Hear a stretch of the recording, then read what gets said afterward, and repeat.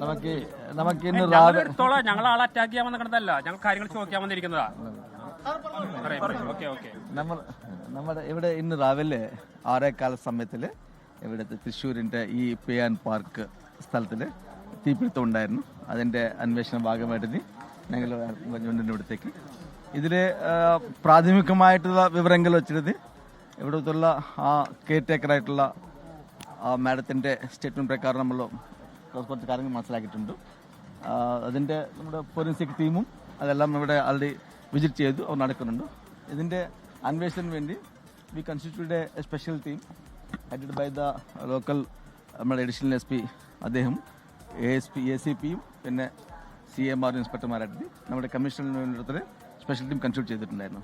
ഈ തീപിടുത്തത്തിൻ്റെ മുറിവും കാര്യങ്ങളും മനസ്സിലാക്കാം, അതെന്താ കാരണമെന്നത് അതിൻ്റെ പൂർണ്ണമായിട്ട് വിഷയങ്ങൾ മനസ്സിലാക്കിയതിനു ശേഷം നമുക്ക് പറയാൻ പറ്റും. നമ്മുടെ ഈ റെയിൽവേ സ്റ്റേഷന്റെ രണ്ടു ഭാഗത്തും ഇത്തരം പാർക്കിംഗ് ലോട്ടുകളുണ്ട്. പ്രത്യേകിച്ചും ഈ ബൈക്കുകൾ ഇങ്ങനെ അട്ടിയടുക്കി വെക്കുക, ഒരു സുരക്ഷാ മാനദണ്ഡങ്ങളില്ല, അതിനുള്ള കവർ ചെയ്യാനുള്ള ഫയർ സംവിധാനങ്ങളില്ല, അത് ഉപയോഗിക്കാൻ അറിവുള്ളവരില്ല, ഈ ടോൾ ഫ്രീ നമ്പർ പോലും പ്രദർശിപ്പിച്ചിട്ടില്ല എന്നാണ് പറയുന്നത്. അതൊക്കെ ഇൻസിസ്റ്റ് ചെയ്യുമോ സാർ? തീർച്ചയായിട്ടും നമ്മൾ ഇതിന്റെ പശ്ചാത്തലത്തിൽ നമ്മുടെ എല്ലാ സ്ഥലങ്ങളിലും ഉള്ള സംസ്ഥാനത്ത് മുഴുവനുള്ള ഈ പേ പാർക്കിംഗ് ഒരു സെക്യൂരിറ്റി ആഡിറ്റ് നടത്താൻ വേണ്ടി ആൾറെഡി നിർദ്ദേശം കൊടുത്തിട്ടുണ്ട് SP റെയിൽവേസിന് വേണ്ടി. ഇപ്പോൾ എല്ലാം അദ്ദേഹം ഇന്ന് തന്നെ അത് സെക്യൂരിറ്റി ആയിട്ട് നടത്തും. നമ്മൾ എല്ലാ കാര്യങ്ങളിലും വളരെ സമഗ്രമായി നോക്കും. അവിടുത്തെ സുരക്ഷ വർദ്ധിപ്പിക്കാൻ വേണ്ടിയുള്ള കാര്യങ്ങൾ ഞങ്ങളുടെ ഭാഗത്തുനിന്നുണ്ടാവും. അതോടൊപ്പം തന്നെ റെയിൽവേസും ലോക്കൽ പോലീസും RPFും പിന്നെ GRP എല്ലാവരുമായിട്ട് നമ്മൾ ഒന്നിച്ച് ചെയ്തിട്ട് സുരക്ഷ വർദ്ധിപ്പിക്കാനുള്ള ശ്രമം ഭാഗത്തുണ്ടാവും. പ്രാഥമികമായിട്ട് അങ്ങനെ പറഞ്ഞതാണ്. അതിന്റെ ഞങ്ങൾ അന്വേഷണം അങ്ങനെ റൂൾ ഔട്ട് ചെയ്യുന്നില്ല. പക്ഷെ പ്രാഥമികമായിട്ട് ഇപ്പോൾ കിട്ടിയത് ഐ വിറ്റ്നസ് പറഞ്ഞ കാര്യത്തിൽ അവർ പറഞ്ഞത് ഇവിടുത്തെ സ്പാർക്ക് മറ്റേ മോളിലുള്ള ഹെഡിലെ നമ്മുടെ ഈ റെയിൽവേ ലൈനിന്റെ വീണ സ്പാർക്ക് പറഞ്ഞതാണ്. അതിന്റെ കാര്യങ്ങളും അന്വേഷണ ഭാഗമായിട്ട് മുന്നോട്ട് കൊണ്ടുപോകുന്ന തെളിവെടുപ്പെടുത്തിയിരിക്കുന്നതൊക്കെയാണ്. തീർച്ചയായിട്ടും എല്ലാ ഇങ്ങനെയുള്ള പേ പാർക്ക് സ്റ്റേഷൻസ് എല്ലാത്തിലും കൂടെ ഇപ്പൊ തന്നെ പോലീസ് അവിടെ സന്ദർശിക്കും, അവിടുത്തെ എല്ലാ സെക്യൂരിറ്റി ആയിട്ട് നടത്തും. അത് നമ്മൾ അവിടുത്തെ സുരക്ഷ ഉറപ്പാക്കാനുള്ള എല്ലാ ശ്രമങ്ങളും ഞങ്ങൾ ഭാഗത്തുണ്ട്.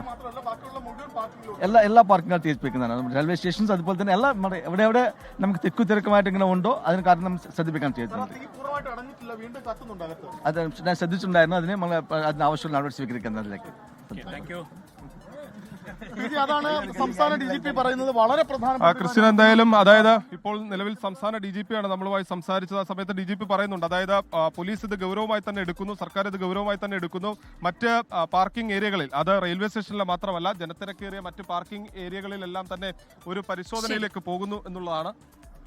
DGP രവാദ ചന്ദ്രശേഖറാണ് ഇപ്പോൾ മാധ്യമങ്ങളോട്. പിന്നെ ബാക്കിയുള്ള സാക്ഷികളുടെ മുറിയിലേക്ക് പെടുത്തും, കാര്യങ്ങൾ മനസ്സിലാക്കും. ഫോറൻസിക്കിന്റെ ടീമിന്റെ എക്സാമിനേഷൻ നടക്കുന്നുണ്ട് സയന്റിഫിക് ഇൻവെസ്റ്റിഗേഷന് വേണ്ടി. അതിനുശേഷം തീർച്ചയായിട്ടും കേസ് രജിസ്റ്റർ ചെയ്യുന്നത്.